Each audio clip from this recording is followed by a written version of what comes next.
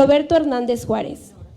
Roberto es un abogado egresado de la Universidad Nacional Autónoma de México y ha trabajado como consultor en temas relacionados con los Objetivos de Desarrollo Sostenible, derechos humanos y cambio climático. Además, es autor de los libros Cultural and Social Reset y Minimus Vitalis.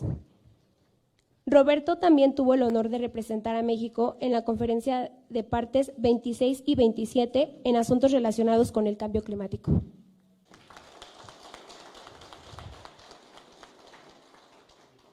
La palabra a Roberto Hernández Juárez. ¿Qué tal? Muy buena tarde. Muchísimas gracias. Me permito agradecer nuevamente al Senado de la República por el espacio para la presentación de este libro, de este documento, que como ya escuchamos es una recopilación de visiones en distintos ejes temáticos. Agradecerle personalmente igual a la senadora Indira Kempis, a Movimiento Ciudadano por impulsar estos proyectos y dar estos espacios a las juventudes. Y verdaderamente en el tema ambiental, en el tema climático, pues es mucho lo que tenemos enfrente para proponer un programa alternativo de gobierno, y esa es la invitación, ¿no? Que puedan ir desglosando en este eje temático en cada uno de los capítulos, que se pueda entender cuál es la visión que desde las juventudes tenemos como un programa alternativo de gobierno. Hace unos días tuve la oportunidad de recorrer los 32 estados de la República de norte a sur, conociendo las capitales, entregando cartas de descarbonización y de sustentabilidad a todos los congresos locales y a todos los ejecutivos.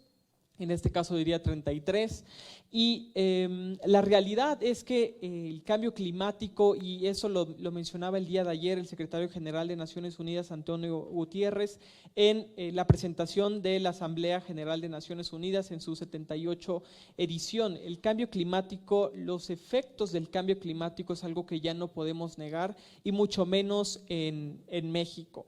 Por darles casos concretos, tenemos en el mapeo que se está realizando y que esperamos presentar igualmente a finales del mes de octubre en el Senado de la República, el cambio climático para México representa ya un 3.5% de nuestro PIB en pérdidas y daños. Es decir, los megaproyectos, la falta de inversión de autoridades y el tener desatendido los ejes como agua, naturaleza, pérdida de biodiversidad, tráfico ilegal de especies, representa para México una pérdida del 3.5% de nuestro PIB.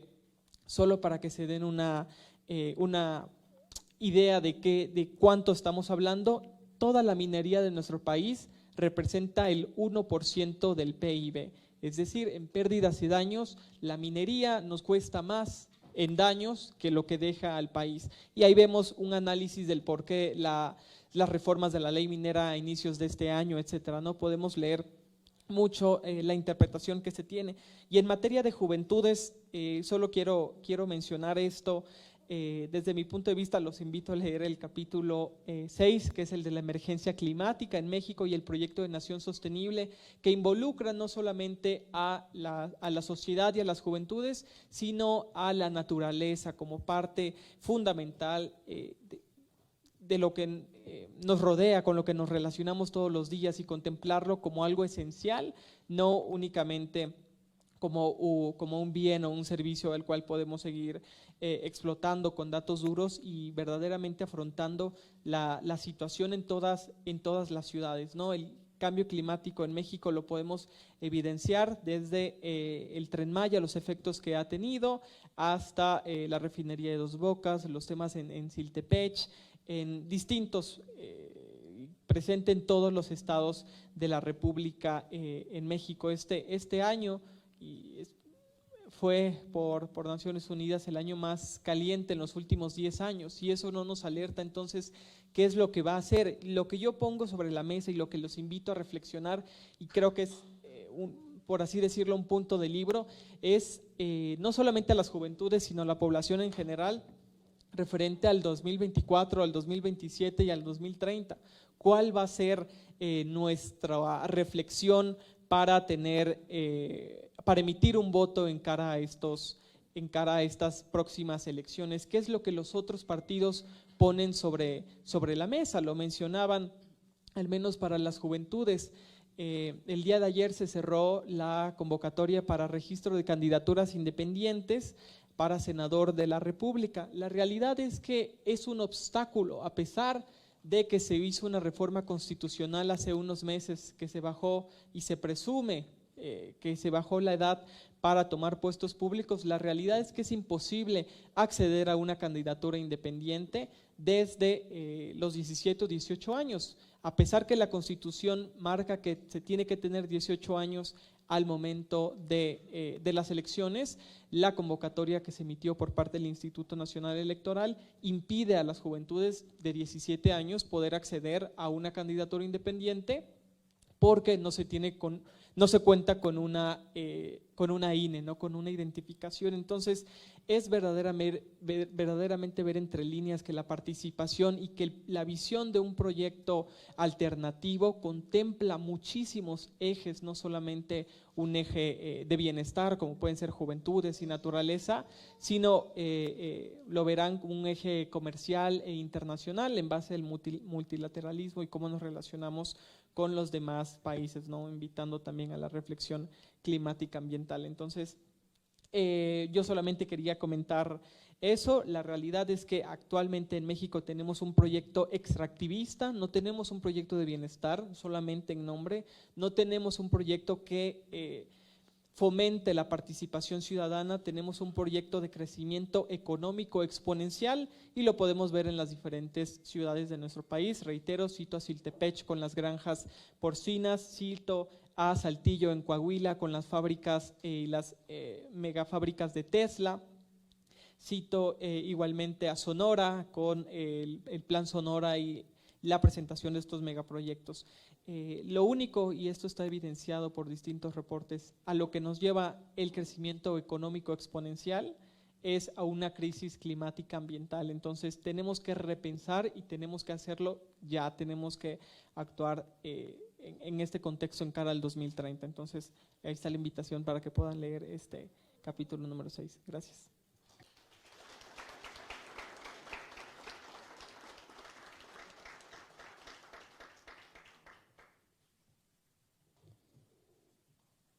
Les cedo Proyecto, muchas felicidades a todo el equipo.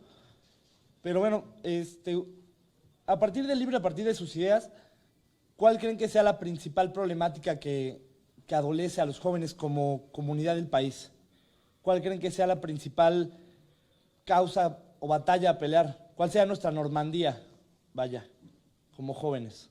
La tomo muy personal esa pregunta porque yo creo que fundamentalmente es la representación, o sea, la toma de decisiones y todo el tema alrededor de las juventudes existe una simulación. Lo vemos en cualquier administración, sea anterior o sea actual, incluso de Morena, del PRI, del PAN, del PRD, de MC, cualquiera que tú quieras mencionar, no existe una verdadera representación juvenil. Y cito nuevamente el ejemplo anterior, ningún partido político impugnó la convocatoria del INE, ningún partido detonó la participación juvenil para el 2024. Simularon con la reforma constitucional de la edad para decir sí va a haber representación juvenil. Va a haber representación juvenil bajo mis filtros de partido político, va a haber representación juvenil bajo mis cánones y como se dice en las calles, va a quedar el sobrino, el nieto, el ahijado de las personas en los partidos políticos. Entonces, desde ahí vemos un problema sistemático en la representación juvenil. No solamente de jóvenes entre 18 y 30, 35 años, que como ya lo mencionaron, ¿por qué? ¿Por qué los jóvenes? Porque somos el 30%, porque como lo menciona el libro, heredamos un problema gigantesco en temas de género, en temas de salarios, en temas de pensiones, en temas de ambiente, cualquier tema que tú quieras ver, las juventudes son quienes se van a hacer cargo. El tema de pensiones lo vemos en el presupuesto de este año, es totalmente insostenible, no da evidentemente los ingresos y los egresos para los programas sociales, pero tampoco se detona la participación juvenil, ¿no? Hay muchísimas iniciativas que se han presentado, como lo mencionaban. ¿Quiénes son los que más sufren? Los jóvenes. tuve la oportunidad de recorrer los 32 estados y un tema que me tocó mucho y que lo presento como la ley estudiante es el que todos los jóvenes, estudiantes o no, tengan estos descuentos preferentes en todos los medios de transporte, como lo menciona Arturo, sea que tú vayas de Tijuana a Campeche, puedas tener estos descuentos de hasta el 30%. ¿Por qué? Porque somos las poblaciones que más sufrimos las desigualdades en todos los sentidos. ¿Por qué no darles este descuento que aparentemente se creía que está por ley y la realidad es que no? En algunos estados funciona en temporada vacacional, en algunos estados te lo aplican.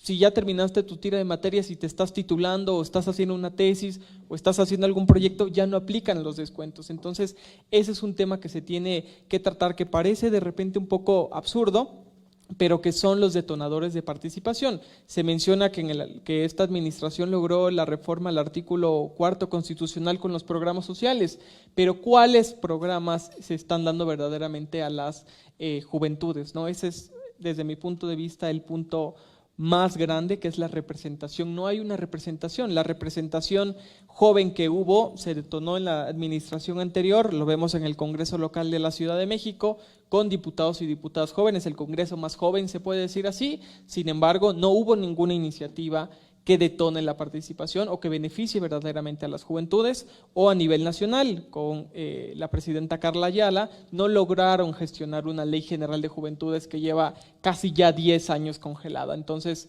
ese es el verdadero tema. Si esperamos una representación juvenil a partir de los partidos políticos, estamos condenados a… Amigo Roberto Hernández, me parece muy excelente el tema sobre el tema climático. Es algo emergente que se supone que tenemos que estar ya activando, ¿no? Los felicito como jóvenes por este proyecto.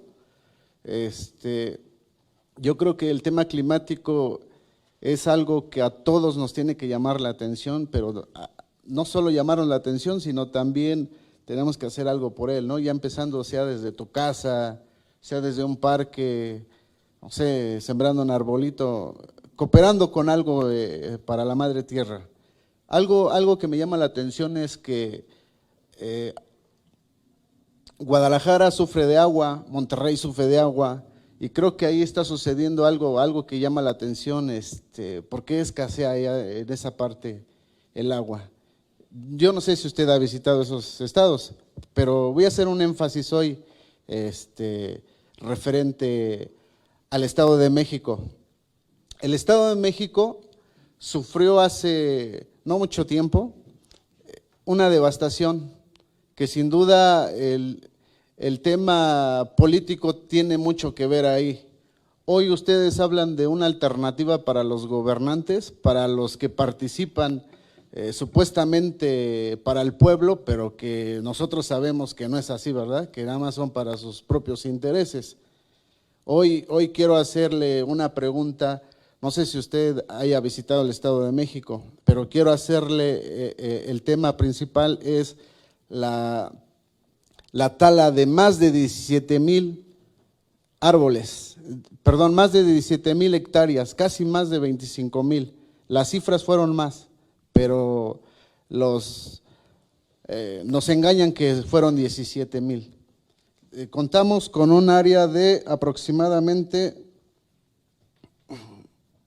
53,590 hectáreas. Sin duda el tema político ha sido un fracaso. Ha sido un fracaso ahí en el Estado de México. Gracias a Dios ya llegó la transformación, ya empezó. No hablamos de otros temas, pero abundo y un poquito al compañero Arturo y comparto con él esta idea. Pero sí quisiera hacerle mención que también ahí en el Nevado de Toluca entran empresas, pipas por las noches, ya tienen ahí unos búnker donde se roban el agua a las empresas, porque se la roban, ¿eh? Alguien que entra de noche no entra porque en el día no puede, ¿verdad?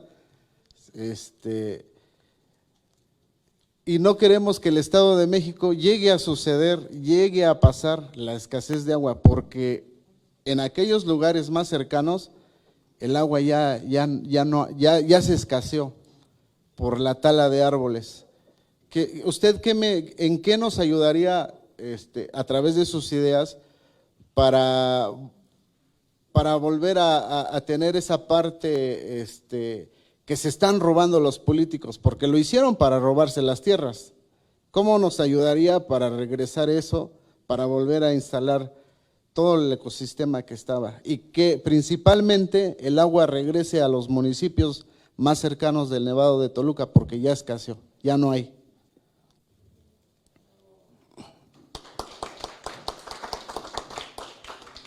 Y bueno, muchísimas gracias. Justo por aquí traemos la campaña de la nueva Ley Nacional de Aguas. Este es un proyecto que se presentó aquí en el Senado de la República. Lleva 10 años de negociación la nueva Ley General de Aguas. Como tú lo mencionas, queda muy ad hoc. Gracias por la pregunta. Se discute a final de este mes, a principio del siguiente mes, aquí en el Senado de la República. Y es una ley que, como tú lo mencionas, es más que evidente, ¿no? Lo mencioné en principio, tengo la fortuna ya de conocer los 32 estados de la República y de haberlos recorrido de manera personal, de haber conocido no solamente el Estado de México y la problemática que se tiene en el Nevado de Toluca, una de las últimas cumbres blancas o icebergs considerados de nuestro país, con iniciativa pública, con iniciativa privada, con la empresa Patagonia, en el mes de diciembre del 2022, hace unos meses, sacamos alrededor de 13 toneladas de basura del Nevado de Toluca, únicamente toallas femeninas, papel higiénico y preservativos. ¿Por qué? Porque este es un área natural protegida y no cuenta con sanitarios, no cuenta con un servicio de recolección, porque hay que subir y bajar, aún en automóvil es alrededor de 40 minutos, un poco más. Entonces, la problemática es verdaderamente grave, no podemos amortiguarla. El tema de la tala ilegal, el tema del tráfico ilegal de especies de flora y de fauna a nivel nacional es sumamente preocupante, y de eso va un poco la Ley General de Aguas, ¿no? ¿Qué estamos haciendo? ¿Qué hemos hecho? Pues llevamos 10 años negociando esta Ley General de Aguas. A mí me toca alrededor, hace un año y medio, incorporarme en este proyecto, y es justo eso. Voy a citar un ejemplo de lo que tengo más cercano. La Ciudad de México, a inicio de año, de este año 2023, no llovió. La primera lluvia la tuvimos hasta el mes de marzo, y aún era jefa de gobierno Claudia Sheinbaum. ¿Qué fue lo que se hizo? Nuestras reservas estaban en menos del 30%, y de este 30% de reservas que tenía la ciudad, alrededor del 20% era de la industria privada. ¿Por qué? Porque así lo permite la ley, porque estas aguas y este recurso está concesionado. Así de complicado es el tema. Que hicieron las grandes empresas y los grandes multinacionales? Dijeron, bueno, no voy a ocupar el agua, te la cedo. Pero esa es una problemática que ya está detectado no solo en México, a nivel global. La crisis de agua, cambio extremo de clima nos va a propiciar cada vez sequías más prolongadas e inundaciones. Y un sesgo que hay por ahí con las inundaciones es que llueve más y esa agua se puede aprovechar. La realidad es que no. Nada más aquí el Senado de la República emite estas recomendaciones, puntos de acuerdo para que se tengan sistemas de captación de agua de lluvia, y el Senado no lo tiene. El Senado no es sostenible, ni siquiera la Cámara o algún edificio público, ¿no? Entonces, estas son las recomendaciones que ya están, que al menos en la Ciudad de México es ley y que se ha detonado, pero es muchísimo.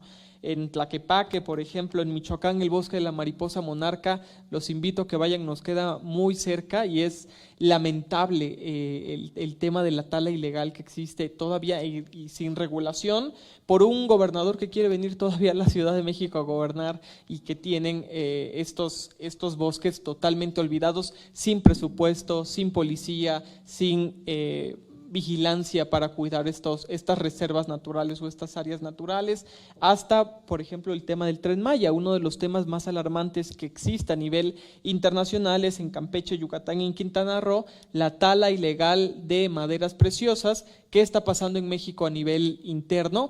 Todas estas maderas preciosas, si tú visitas la zona sur, en Campeche, Yucatán, Chiapas, Oaxaca, Guerrero, Tabasco, vas a ver un aumento de mercancías, de muebles, de maderas preciosas, de caoba, etcétera. ¿Por qué? Porque todos estos árboles, ¿alguien sabe dónde está la tala del Tren Maya? ¿Qué se está haciendo con esa madera? ¿Alguien sabe?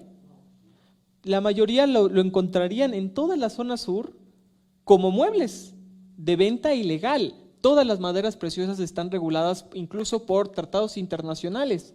En México, como no se logran exportar, las estamos comercializando de manera interna y esto muchísimas veces de manera ilegal.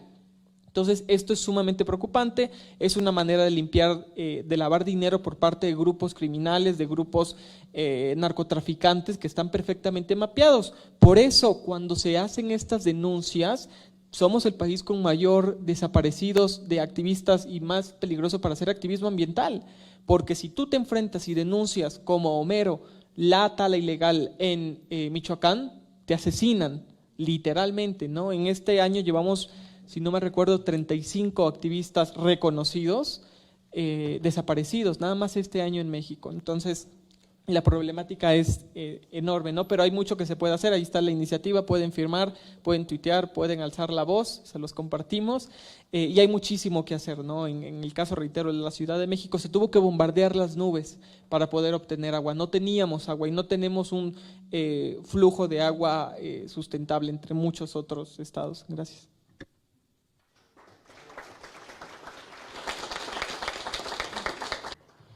Agradecemos a todos nuestros distinguidos autores por su valioso aporte y a la audiencia por su valiosa participación activa.